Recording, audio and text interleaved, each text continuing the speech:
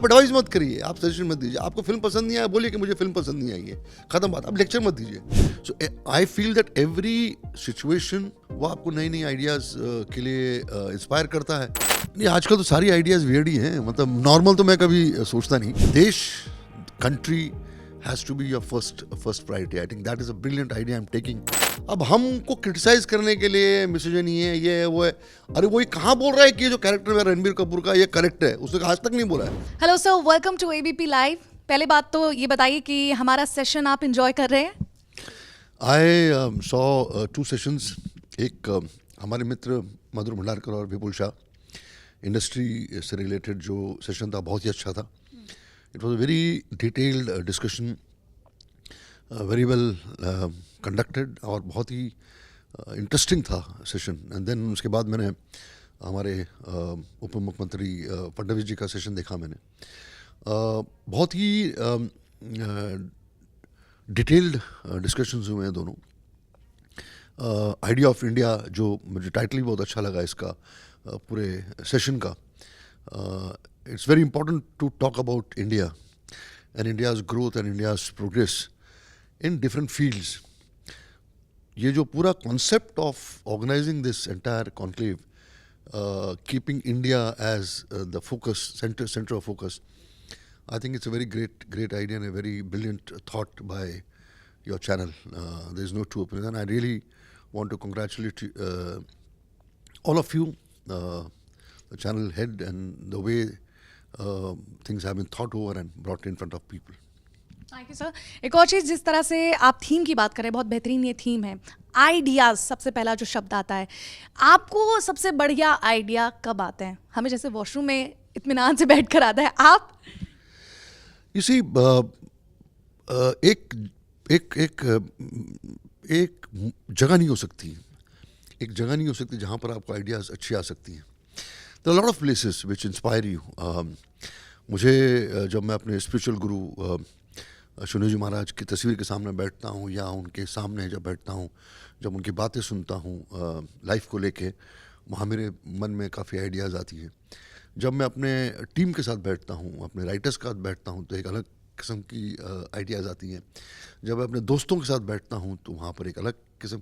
So I feel that every situation, हर जो माहौल है, हर एक जो समय है, वो आपको नई नई आइडियाज़ के लिए इंस्पायर करता है और आप उस आइडियाज़ को लेके आगे चलते हो।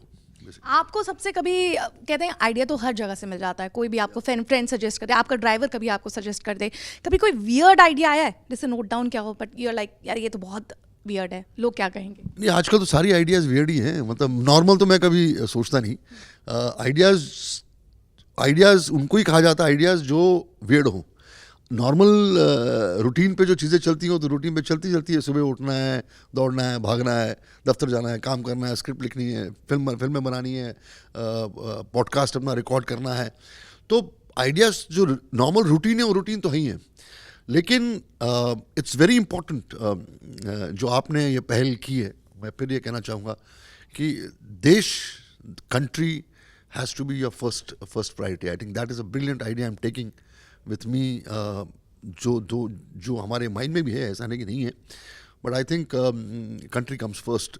That is the biggest idea around which things should work and things should function. तो इंडस्ट्री में आपकी एक ऐसी छवि है, एक ऐसा डायरेक्टर, ऐसा फिल्म मेकर जो बेबाकी से अपनी बातें रखता है और चाहे वो कंट्रोवर्सी भी क्यों ना हो उस पर भी बात करता है, जिससे कई लोग अपने आप को दूर रखना चाहते हैं। ये पर्सनालिटी पहले से ही ऐसी थी? देखिए, हमने बचपन में जो संस्कार लिए हुए हैं और बात जिस माहौल में हम बड़े हुए हैं, हमसे ये कहा गया है कि सत्य बोलो, सब यही कहते हैं कि सत्य बोलो। तो मैं उसको प्रैक्टिकली जीता हूँ, उस पूरे कॉन्सेप्ट को लेके, उस थॉट को लेके। मुझे जो लगता है कि सच है, मैं वो बोलता हूँ। ये नहीं सोचता कि वो नाराज़ हो जाएगा, ये नाराज़ हो जाएगा, आगे मेरे रिश्ते इनके साथ ख़राब हो जाएंगे, बाद में फ़ोन्स आते हैं, मेरा काम रुक जाएगा, मेरे बिज़नेस पे फ़र्क पड़ेगा। मुझे लगता है कि मैं हल्का रहना चाहता हूँ। मुझे जो गलत लगा वो गलत मैं कहूँगा, जो मुझे सही लगा मैं सही कहूँगा। हाँ, एक चीज़ बहुत जिसके वजह से मुझे लगता है कि लोग मुझे प्यार भी करते हैं इंडस्ट्री में, जो मेरे थॉट्स के खिलाफ भी हैं, जो मेरे सोच के खिलाफ हैं, लेकिन वो भी मुझे प्यार करते हैं और बहुत ही दिल से चाहते भी हैं। वो इसलिए कि उनको ये पता है कि ये इसका कोई एजेंडा नहीं है, ये इसको लग रहा है इसलिए ये बातें कर रहा है। क्योंकि जब भी कोई तकलीफ़ में हो, जब भी कोई किसी चीज़ की ज़रूरत हो, तो मैं अपने पिता या अपनी माँ की एक बहुत ही इम्पोर्टेंट बात को मैंने अपना वो मेरा धर्म है एक्चुअली, कि जब भी कोई तकलीफ़ में हो तो उसके जूते के अंदर अपने पैर रखो और उसके साथ खड़े हो जाओ। दूसरों के चेहरे पे मुस्कुराहट लाना जो है, उससे बड़ी दौलत नहीं हो सकती आपके पास।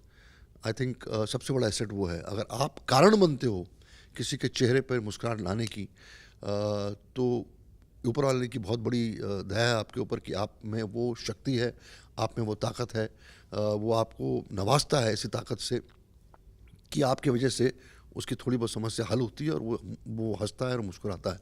आई थिंक मेरा जो बेसिक नेचर है, मैं पूरी कोशिश करता हूँ कि मेरी वजह से जो है वो सामने वाला आदमी जो है थोड़ा रिलैक्स हो जाए और वो उसके ज़िंदगी में थोड़ी बहुत खुशियाँ आए।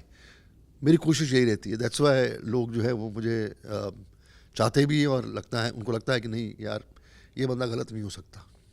अच्छा, अमूमन सर ऐसा देखा गया है कि हम फिल्में देखते हैं तो हम बहुत साधारण उसको नज़रिए से देखते हैं। हमने देखा कि अच्छा ये कंटेंट है, इस तरह के विजुअल्स हैं, ये स्टोरी है। एक डायरेक्टर, एक फिल्म मेकर वो स्टोरी कैसे देखता है, वो कोई फिल्म कैसे देखता है? देखिए, हर डायरेक्टर का अपना एक तरीका है, अपना एक विजन होता है, उसका एक अपनी सोच होती है और वो अपनी तरह से स्टोरी को, अपनी कहानी को नरेट करने की कोशिश करता है। हर डायरेक्टर का एक अलग तरीका है। रोहित शेट्टी एक अलग तरीके से करेगा, अनिल शर्मा एक अलग तरीके से करेगा, गुलजार साहब एक अलग तरीके से करेंगे। तो हर शख्स की अपनी एक शख्सियत के हिसाब से, उसकी सोच के हिसाब से वो एक अपनी कहानी नरेट करता है और वो उनका नरेशन लोग एक्सेप्ट भी करते हैं। राज कपूर अपने हिसाब से करते थे, महबूब खान अपने हिसाब से करते थे, विजय आनंद अपने हिसाब से करता था। तो मैं अगर कोई कहानी मुझे पसंद है, मुझे लगता है कि ये कहानी मुझे नरेट करनी चाहिए। मैंने अपनी ज़िंदगी में जो एक बहुत बड़ा हादसा देखा और जिसने मेरी पर्सनालिटी को चेंज किया, वो मेरा जेनोसाइड और मेरी एथनिक क्लींजिंग जो कश्मीर में हुई, जहाँ मेरी पूरी की पूरी कौम घर से बेघर हो गई और उनको निकाला गया, उनके बलात्कार हुए, बहुत कुछ हुआ, आप जानते ही हैं। तो इस इंडस्ट्री में रहने के बजाय क्रिएटिव होने की वजह से मैं बंदूक नहीं उठा सकता, मैं मार नहीं सकता, मैं गाली गलौज नहीं कर सकता। तो मैंने अपने प्रोफेशन में रहकर मैंने पहली फिल्म बनाई इस इशू को लेके, शीन। उसके बाद मैंने डॉक्यूमेंट्री बनाई। एक डॉक्यूमेंट्री मैंने पहले बनाई जब एज अ फिल्म मेकर मैंने क्या किया, जब हमारा जेनोसाइड हुआ, जब हमारा एक्सोडस हुआ, मैंने क्या किया, मैं अपना कैमरा लेके कश्मीर गया और कश्मीर जाके उसके बाद मैं अपने रिफ्यूजी कैंप्स में गया, लोगों के साथ काम किया और मैंने डॉक्यूमेंट्री शूट की लाइव। वही डॉक्यूमेंट्री आज जो है वो लाइव फुटेज है जो हमारे साथ हुआ। बाद में फिल्में बनी, कश्मीर फाइल्स बनी या 370 बनी है उस इशूज़ को लेके। मेरा कंट्रीब्यूशन एज अ मेकर, जिसने मुझे झंझोड़ा, मैंने जाके शूट किया उसको। इसी तरीके से दूसरे फिल्म मेकर्स जो हैं उनको लगता है कि नहीं यार ये चीज़ करेक्ट है, चाहे वो ह्यूमर हो, चाहे वो कॉमेडी हो, चाहे वो ट्रेजेडी हो, चाहे वो ब्लैक ह्यूमर हो, कुछ भी हो, या स्टंट हो, या वॉट एवर एक्शन फिल्म हो, वो अपने हिसाब से उस फिल्म को बनाता है और उसको रिलीज़ करता है। रिसेंटली कोई फिल्म आपने देखी हो? मैंने एनिमल देखी, लास्ट मेरी फिल्म वो थी। अब आज जाके 370। हर डायरेक्टर का सर उसमें और एक्टर का उसको लेकर बयान अलग है कि किसी ने उसको मिसोजिनिस्ट कहा, किसी ने उसको बेहतरीन फिल्म कहा। आपका क्या टेक है फिल्म एनिमल को लेके? देखिए, मैं बहुत ही प्रैक्टिकल जवाब दूंगा इसका। पहली बात तो ये कि जिस फिल्म को करोड़ों लोगों ने जाके देखा और उसको सराहा, मुझे लगता है कि मुझे उस फिल्म के अगेंस्ट कुछ बोलना चाहिए, फिल्म के बारे में कुछ बोलना चाहिए। पब्लिक ओपिनियन जो है वो हमारे मेकर्स के लिए सबसे बड़ा ओपिनियन है। 3 घंटा 20 मिनट की फिल्म अगर पब्लिक वाह करती है और भर भर के जा रही है थिएटर में, उस फिल्म मेकर की जीत है वो, और उसने ऑडियंस को कन्विंस किया है।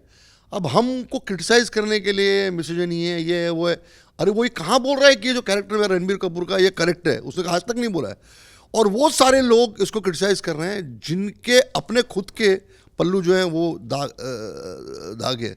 आप एडवाइस मत करिए, आप सजेशन मत दीजिए। आपको फिल्म पसंद नहीं आया, बोलिए कि मुझे फिल्म पसंद नहीं आई है, ख़त्म बात। आप लेक्चर मत दीजिए। लेक्चर देना बंद कर देना चाहिए हम लोगों को, किसी भी मेकर को या किसी को भी। हर आदमी अपनी सोच के हिसाब से फिल्म बनाता है, चलती है नहीं चलती है, बात की बात है। मैं एज अ मेकर और as a audience, as a citizen, मैं बोलता हूँ कि भैया अगर करोड़ों लोग, हम जिन लोगों ने फिल्म को सराहा है, हमारा दिमाग उनसे एक्स्ट्रा तो नहीं है ना, हम कुछ ये तो नहीं है। अब आप एक सैडिस्टिक अप्रोच लेके चलोगे। हम यहाँ सत्संग करने नहीं आए हैं, है ना, हम कोई बड़ी बड़ी बातें करने नहीं आए।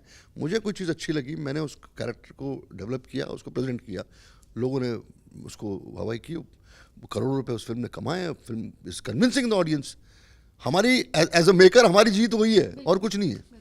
सो व्हाट्स कुकिंग नाउ, आप क्या बना रहे हैं? फिलहाल तो मैं 2-3 सब्जेक्ट्स पे काम कर रहा हूँ। एक पॉलिटिकल थ्रिलर है, उस सब्जेक्ट के लेके मैं डिटेल्स नहीं बता सकता। और एक बहुत ही इंटरेस्टिंग सब्जेक्ट जो है वो एक एथलीट का है, जिसके बायोपिक मैंने खरीदे हैं, उसके लाइफ राइट्स। एक पिंकी प्रामाणिक नाम की एक एथलीट थे, कलकत्ता बेस्ड। वो उसके अगेंस्ट एक एक्यूजिशन लगे थे। She was arrested and put behind the bars, being accused of rape and being a man. तो उसके मैंने लाइफ राइट्स लिए हैं, मुझे बहुत इंटरेस्टिंग लगा। मुझे लगता है कि उसकी कहानी नरेट करनी चाहिए, वो कर रहा हूँ। और एक पॉलिटिकल थ्रिलर है जो यूपी बेस्ड है। ये दोनों सब्जेक्ट्स में कौन सी फिल्म पहले शुरू होगी ये मैं अभी नहीं बता सकता। अच्छा, ये तो रही सब फिल्मों की बात, और आप पर्सनली भी अब कई लोगों की मदद भी कर रहे हैं, उसके बारे में थोड़ा दर्शकों को बता दीजिए। नहीं, मैं क्या मदद करूँगा। इंडस्ट्री जहाँ तक का सवाल है, वहाँ एक बहुत बड़ा तबका है वर्कर्स का। लगभग 3.5-4 लाख वर्कर्स हैं इंडस्ट्री में। होता क्या है कि जब भी ऐसे कन्क्लेव्स होते हैं, ऐसे चीज़ मैं डिस्कस कर रहा था आप ही के सीनियर से, कि किसी कन्क्लेव में, एक सजेशन है मेरा, किसी भी कन्क्लेव में जहाँ पर आप मेकर्स की बात करते हैं, और अच्छा है आज बड़े डायरेक्टर्स आपके बीच में थे, एक तबका जो वर्कर्स का है उसका रिप्रेजेंटेशन भी ऐसे कन्क्लेव में होना चाहिए। बिकॉज फिल्में जो बनती हैं उसमें जितना डायरेक्टर का कंट्रीब्यूशन है, उतना म्यूज़िक कंपोज़र का भी कंट्रीब्यूशन है, एक स्पॉट बॉय का भी कंट्रीब्यूशन है, एक डांसर का भी कंट्रीब्यूशन है, एक आर्ट डायरेक्टर का भी कंट्रीब्यूशन है। ये जो जूनियर आर्टिस्ट हमारे जो क्राउड में खड़े होते हैं उनका कंट्रीब्यूशन है, कॉस्ट्यूम्स का कंट्रीब्यूशन है। तो एक 36 लगभग 37 क्राफ्ट है हमारी इंडस्ट्री के, जो रीज़न है फिल्म के कंप्लीशन में और फिल्म के सक्सेस को लेके। 24-24 घंटा काम करते हैं वो, उनके अपने इश्यूज़ हैं, स्टंट्स जो करते हैं, डुप्लीकेट्स जो हैं वो करते हैं। तो ये जो एरियाज़ हैं लोगों के, ये एरियाज़ को भी हमें टच करना बहुत ज़रूरी है, लोगों तक पहुंचाना बहुत ज़रूरी है कि किन कंडीशंस में काम करते हैं। इनकी लाइफ्स को भी कभी कभी थ्रेट होता है, बिकॉज स्टंट मैन जो होता है वो डुप्लीकेट करता है, जंप करता है, आग लगाता है। रोहित शेट्टी जी की फिल्म में आप देखिए, तो जो इंग्रेडिएंट्स है फिल्म के कंप्लीशन के, I think those areas also should be touched. मैं जो फेडरेशन है हमारी यूनियंस की, जितने भी जो क्राफ्ट्स हैं उनकी एक फेडरेशन है, उनकी एसोसिएशन है, तो मैं उसका हिस्सा हूँ फेडरेशन का। हेल्प का ये है कि जैसे कोरोना में हमारे जो वर्कर्स थे उनको हमने कैसे प्रोड्यूसर्स की मदद से, चैनल्स की मदद से हमने उनका ख्याल किया, उनके बारे में उनकी देख रेख की हम लोगों ने। और बड़े बड़े प्रोडक्शन हाउसेस, बड़े बड़े लोग जो हैं वो हमारे हेल्प के लिए आए। और हम जो इंडस्ट्री के जो इस तबके के लोग जो हैं, हम रेगुलर बेसिस पे उनके टच में रहते हैं, उनके डिस्प्यूट्स को हैंडल करते हैं, और उनके इंश्योरेंस पॉलिसीज़ हैं, उनकी देख रेख है, उनके मेडिकल इश्यूज़ होते हैं, डिस्प्यूट्स होते हैं, उन सब को हम actually, to be very honest, हम I don't want to sound very about my our achievements, ज़मीन से जुड़े रहने की हम कोशिश करते हैं ताकि दिमाग हमारा ख़राब ना हो। यहाँ पर आसपास कोई भी चीज़ अगर चल जाए तो लोग इस तरीके से चढ़ाते हैं अपने आप को कि फिर गिरना जो है वो बहुत ज़रूरी हो जाता है। सो और ये पूरी इंडस्ट्री, पूरी की हमारी एंटरटेनमेंट इंडस्ट्री जो है ना, वो ज़मीन से जुड़ी हुई इंडस्ट्री है। एक दूसरे के साथ उठना बैठना, चलना जुलना, और एक दूसरे की हेल्प करना। सो मैं ही नहीं हूँ, ऐसे बहुत सारे लोग हमारी इंडस्ट्री में जो एक दूसरे का ख्याल रखते हैं, एंड एक फैमिली की तरह, एक परिवार की तरह आगे चलने की कोशिश करते हैं। बहुत बेहतरीन initiative sir, wish you all luck and thank you talking to us. Thank you.